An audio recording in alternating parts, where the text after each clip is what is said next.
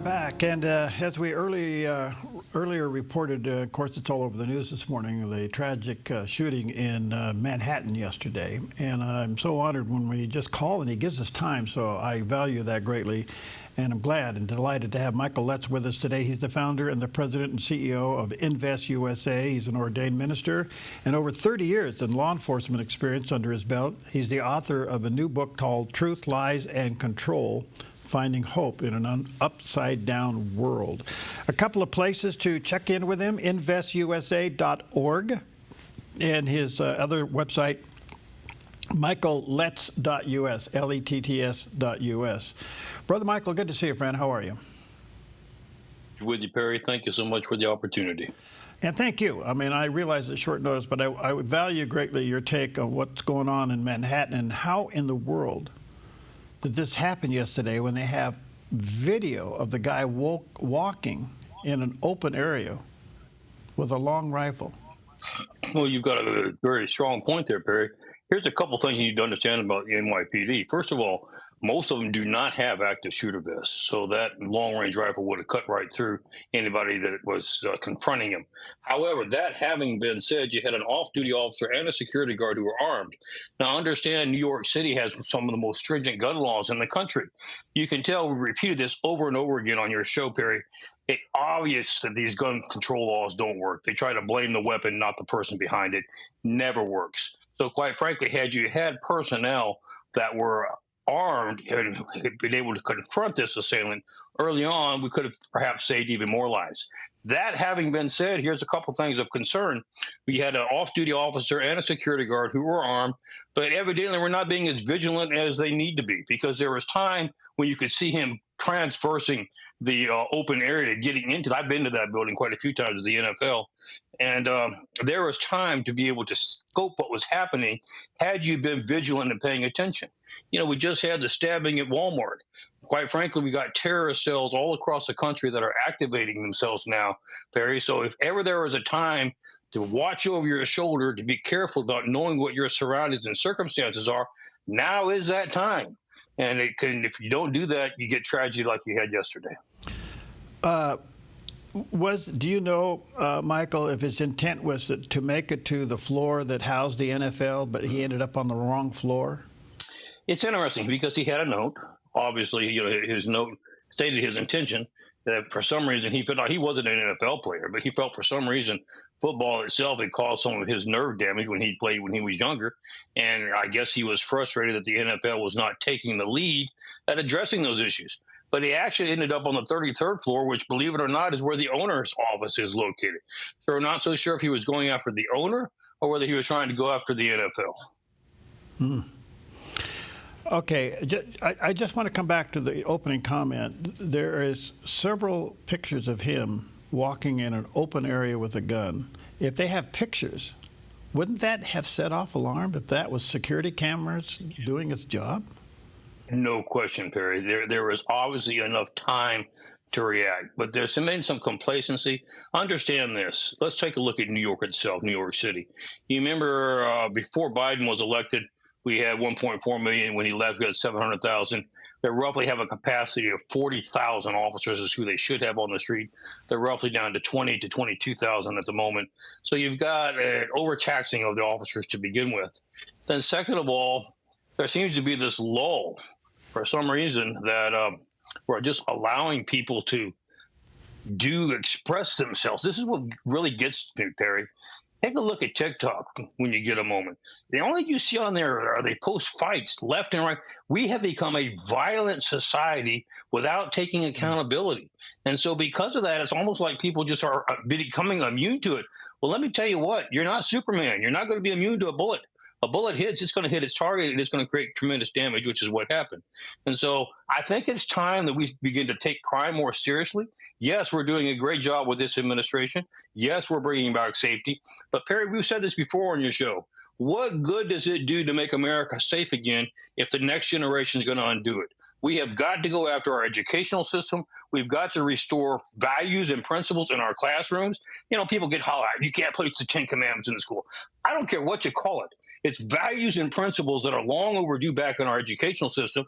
And until we teach our young people values and principles, and you will be held accountable for these actions, aggressive actions that you just see every day on TikTok. I mean, they're advertising every little fight they have in the malls, on the streets, beating each other up. In Cincinnati, we had two people that were assaulted for no reason, just walking through a crowd. And quite frankly, we have cracked down on that. If they can't do that, the feds will step in, and we will. And we're going to make sure that we start holding people accountable for these actions that they're taking, Perry. Wow. There's so much here to unpack, Michael. Does it appear to you that mental illness is behind some of this?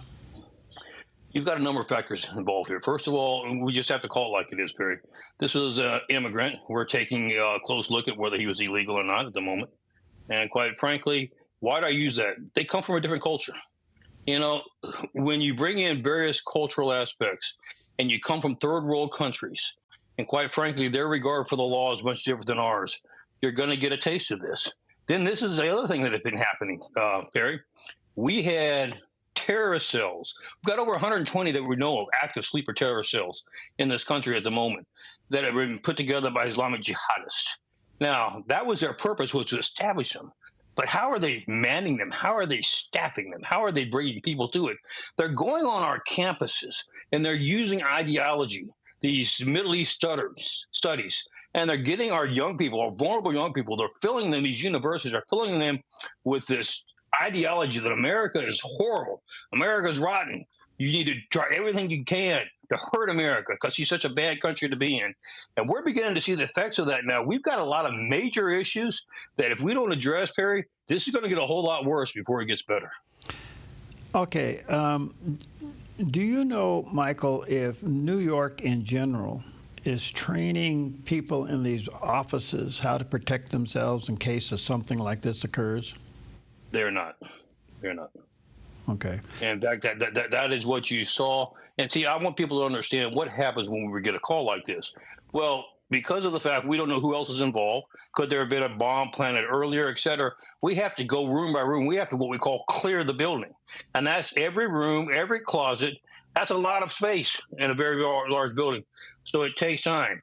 And, there needs to be an evacuation and an operational plan in every building. And quite frankly, I think that's a wonderful suggestion, Perry. Well, the reason I bring that up, because some of the reports, again, post reports are interesting, and you got to take them as they come and then verify them.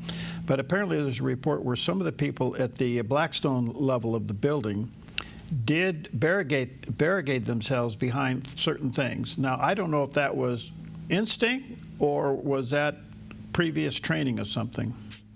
That was instinct, and that was accurate. They were in a conference room. They all ran into the conference room and put the table up to the door and hid behind it. And that was a very good instinct. But there needs to be other ways of open lines of communication. It always behooves us as law enforcement. We go into a situation to get as much intel as we can about what's going on. If this had been set up, done the right way all across the country, there should be the ability for you to communicate in every room, whether an intercom system or a phone system, something along those lines, so that you can let law enforcement know that you're safe in your area, but this is what you're hearing in other areas. It seems like every business and organization now has to do extra measure of training for security. Correct. We're broadcast. Our level of security is different than anybody else's.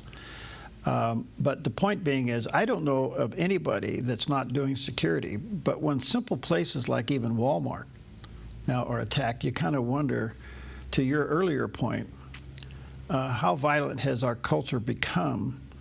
And when the value of human life is nothing more than a video screen is shooting somebody, and the next scene they get up and they run again. You're exactly right. See, it's called, adaptation. From this standpoint, when America sees so much violence, they get adjusted to it. They get acclimated to it. And so when they see somebody step out with a weapon, they don't automatically assume there's an issue. They kind of stand back and go, "What's going on? Let me kind of look," instead of reacting. We have not trained America as society very well, and it's because of the fact that we're scared. And let's just be very frank on your show, Perry. Because of politics, we've been scared to offend anyone. And so we avoid the controversial, hardcore issues, even talking about them and discuss them until you have a tragedy. Then we say we should do something about it. Then we very quickly fall back into the same pattern. We don't want to offend anybody. Yeah. The time of worry about offending people is over, Perry. It's time to start saving lives. Isn't it interesting, Michael, that since 9/11, everything's changed in the way of security, especially at airports, but that doesn't seem to have spilled over into the streets now? That is correct. That is very much correct. And I think it's because of the fact that we have not held accountable. Let's go back to the issue we were talking about with education and what our young people are doing. I mean, Perry, do you think it's appropriate for them to be putting their fights on the video and nothing happened? Everybody get a kick out of watching them beat each other up? We should, in law enforcement, be taking those videos, tracking down those assailants, charging them with a crime, advertising it to make sure the rest of the population understands you do this, you're going to pay a price. That's what curbs crime. Well, thank you. I appreciate your passion. Well, I'm going to come back to something you said earlier because I know it's the heart of a lot of things you do, and that is you made the comment that the New York Police Department don't have enough vests. They don't have active shooter vests, quite frankly. They have the concealable vest. You remember concealable vests will stop a sidearm, not a long-range rifle. Had he, of course, this is what happened when he shot that long-range rifle. If you hadn't had an active shooter vest on, it'd have gone right through you, which is what happened. Okay. But they need these active shooter vests desperately, and that is what we're trying to do to make sure, because it gives the law enforcement officers the confidence to do their job. Imagine if you were one of them, Perry, yesterday, going into that building, not knowing he'd already killed himself, knowing he had a long-range rifle. If he takes a shot at you, you're down. Mm-hmm. Mm-hmm. So how do people help you get these vests out? They go to our website. That's INVESTUSA.org. It's a charity.org. Provide any kind of resources they can to let our first responders know we're going to try to cover your back the same as you cover ours. We're thankful that you rush in when everybody rushes out. We want to give you the right equipment to come home to your children as well. Okay, it's called InvestUSA.org. That's where Michael and his team will buy vests and supply them to police officers all over the country that need them. Thank you, buddy. Thanks for letting us grab you for a few moments. I value your input greatly, but what we're seeing, you just kind of wonder how much longer we're going to tolerate this stuff, you know? Well, we've got some good plans in place. Let's just put them to get in and get working. We got to get cracking. We've got a country to save, Perry. There you go. God bless you, pal. Good to see you. God bless you. God bless America.